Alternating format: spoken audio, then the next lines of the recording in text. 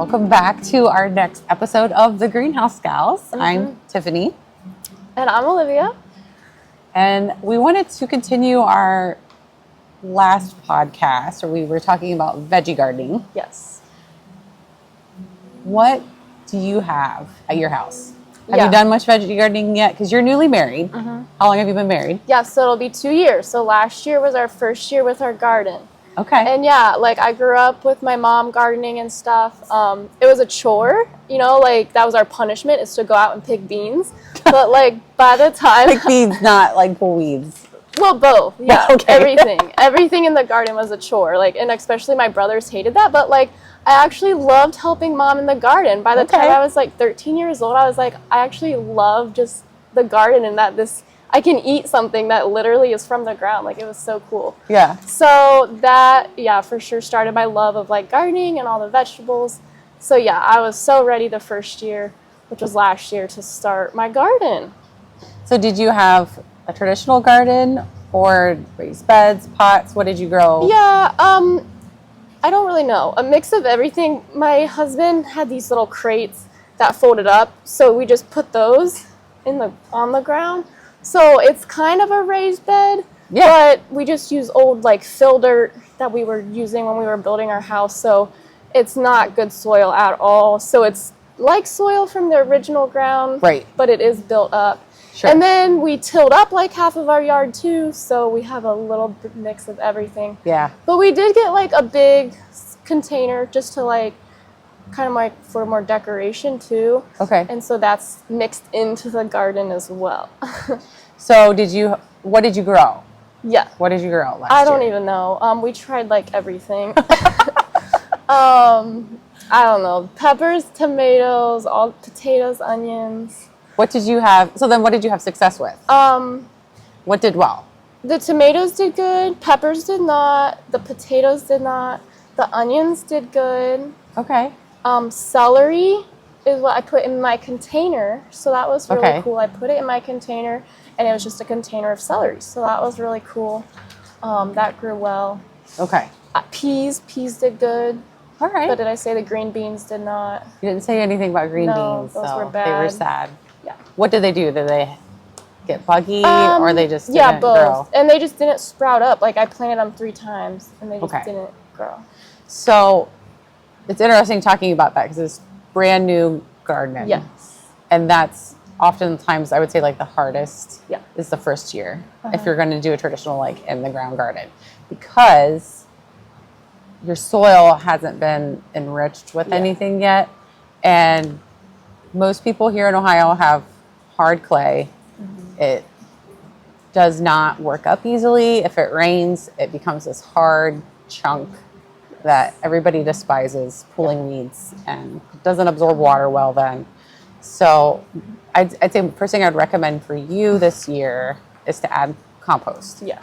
So for us here at the greenhouse, we have Upper Crop Soil Builder. And what that is a compost mixed with cow manure, there's worm castings, composted shellfish, which is a really good one for your tomatoes and peppers, because all that shellfish has a lot of calcium.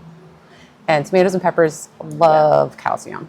If they don't have enough calcium, they'll actually get a brown spot on the bottom of the fruit, and that's called blossom end rot. It's a calcium deficiency. Okay. You often see it even when there's like really hard rains, because the calcium leaches out of the soil if it is there, and then you end up having fruit that's affected. So mix that in.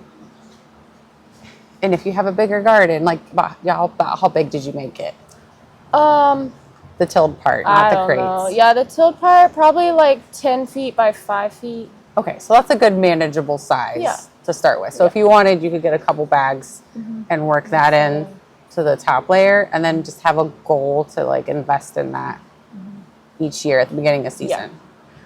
I wouldn't do it until it's closer to being time to plant, because if you try to work up the ground now or even March or April, until you're ready to start planting, you just make a muddy mess and make it even harder to work in. Yeah. So, and for people that have bigger gardens, I'll often recommend, instead of investing hundreds and hundreds and hundreds of dollars on compost, work it in exactly where you're going to put your plant. Yeah. So if you're going to plant a tomato in one spot, dig your hole and mix that compost and fertilizer right in that section. You don't have to do the area all the way around it because that's where your weeds are going to grow. And why are we feeding those anyway? So that's kind of my theory. One question, like, it was hard to even dig a hole, though. Like, our ground was so hard and so much clay, like, you couldn't even dig a hole to mix stuff in with it. Really? Yeah. Oh. So what do you do, just add more soil, like, on top? Or is that where we go to a raised bed? I mean, if it's so hard that you can't dig a hole, I would consider going to a raised bed. Otherwise, if you could dig out chunks of it, and then put good topsoil back in its place and not even use it. Okay. That's hard. And you have to watch because, was it a new build, your house? You said it's a remodel. It's a remodel, so, okay. Yeah. Sometimes with new builds, I was asking that because they'll use fill dirt around the house and then it's not good soil. It has chunks of rocks. I've even seen places that have like pieces of the road. Yeah. It was literally crappy fill dirt. So pieces of the road were in people's flower beds. And it still had the yellow lines on it and everything. So if it's to the point of being that bad, I would take chunks of it out and just add a good screen topsoil back into it. Yeah. We have Hayseed Hank's soil. Topsoil. It's topsoil mixed with some manure. Okay. So it is enriched and it's screened. So that's a good way to add back into that. I kind of got like frustrated like halfway through the summer. I was like, why is not anything growing that great? And then like I've talked about like compost and stuff. So we like saved like all our food scraps. So we did like the compost bin and stuff. And we would just like, Kyle, go take the bananas out. Like, do not put them in the trash can. Like, take everything out to the compost bin. So then what do you do with that? Like, just dump it on the garden and then you till that in next year? If you have a compost pile, you want to like turn that over every so often because you want that to ideally be already broken down before you're putting it into your garden. Okay. So if you can still see the banana peel, like it still needs to go a little bit longer. Turn it over. You can add some leaves in it. Leaf compost is always really good, and you can use leaf compost as like a mulch. Okay. Yeah. Too. You have to watch using hardwood mulch because hardwood can take the nitrogen out of the soil.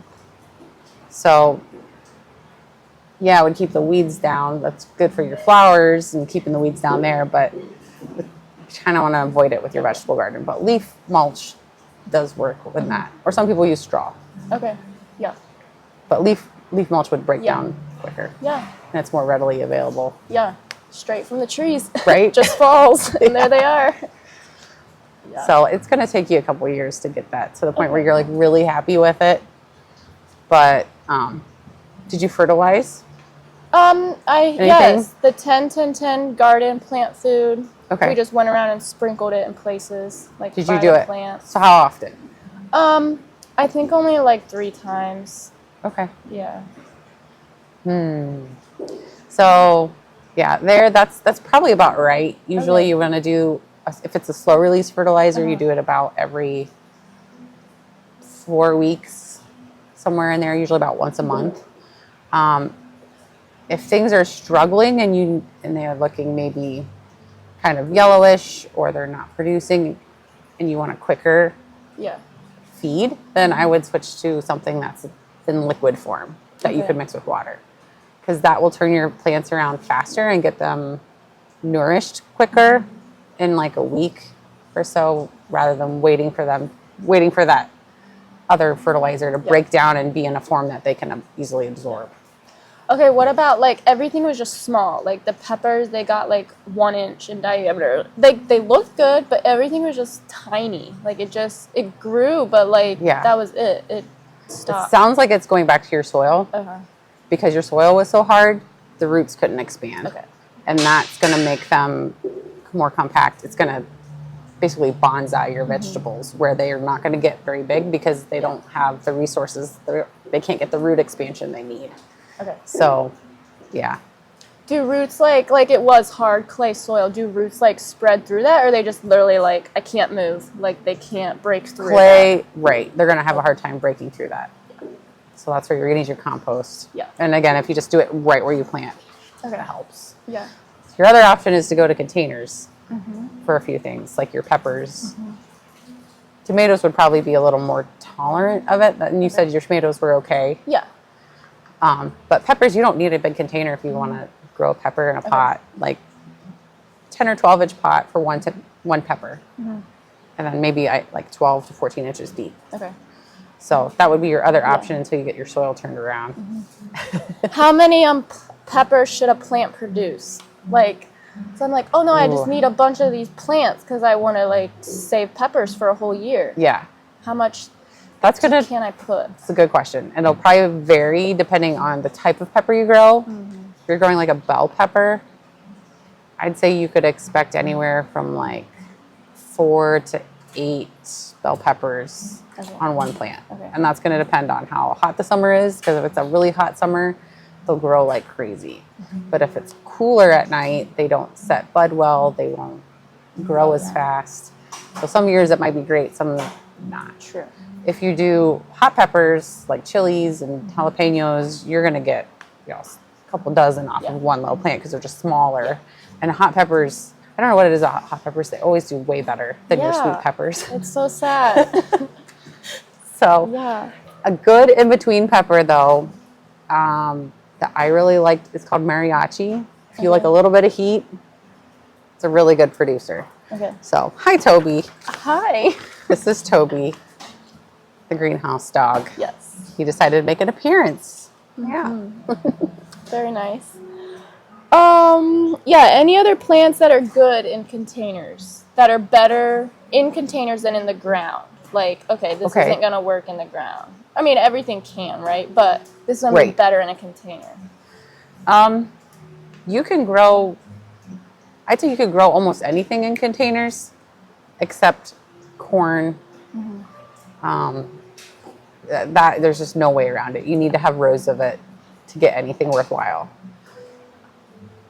I wouldn't say there's really any that are better in a container than in the ground, unless you're dealing with issues like you have with how hard your dirt is. The easiest ones to grow in a container would probably be your tomatoes and peppers, strawberries. Oh yeah. You could grow in a container. Okay. Lettuce. I don't know, what are some other ones maybe that you would want to grow?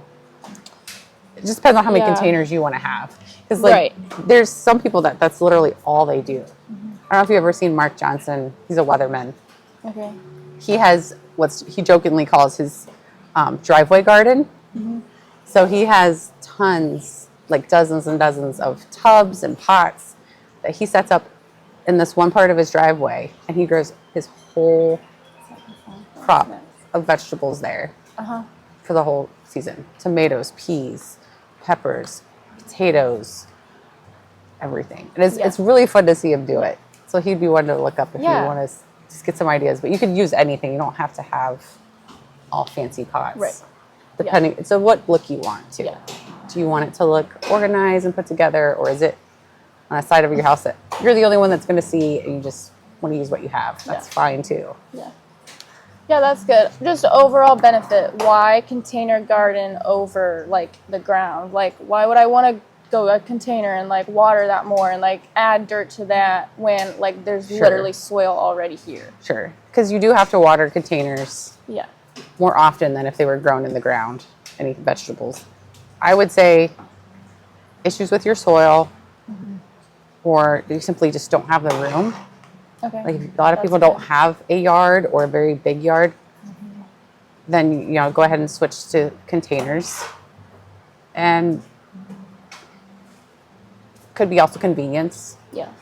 I have the space to grow tomatoes and peppers directly in the ground, but I like to have a pot of cherry tomatoes and herbs on my deck because I only have to walk so far to go get them rather than all the way out to the garden, which is a couple 100 feet away.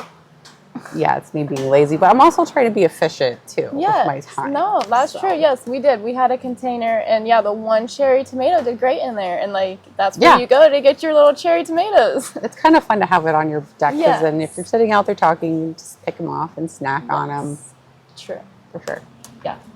Very good. All right. Well, anything else? Container Well, we're gonna get your garden-wise? garden. Yeah, we're gonna get your garden turned around this year. Yeah. Containers. If you want to do containers, you know, good potting soil. You don't necessarily want to use topsoil from the garden. It's going to make it really heavy for such a small space. Okay. So potting soil, if you want to mix a little bit of topsoil in, you can, but use regular potting soil. You're going to feed your vegetables consistently, because being in a container, they're going to need watered more often than in the ground, because there's not as much space that's going to hold a reservoir of water for your plants to draw from. So you're going to be watering once you start to get fruit on your plants as often as every day. Yeah. So because you're watering more often, that water is going to be essentially rinsing your soil out. Okay. So that also means you need to feed more often. Yes.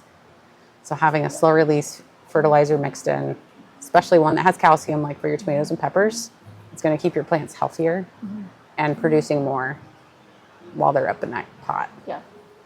Yeah, versus in the ground, does the ground naturally provide more nutrients, or like same thing, we should be fertilizing?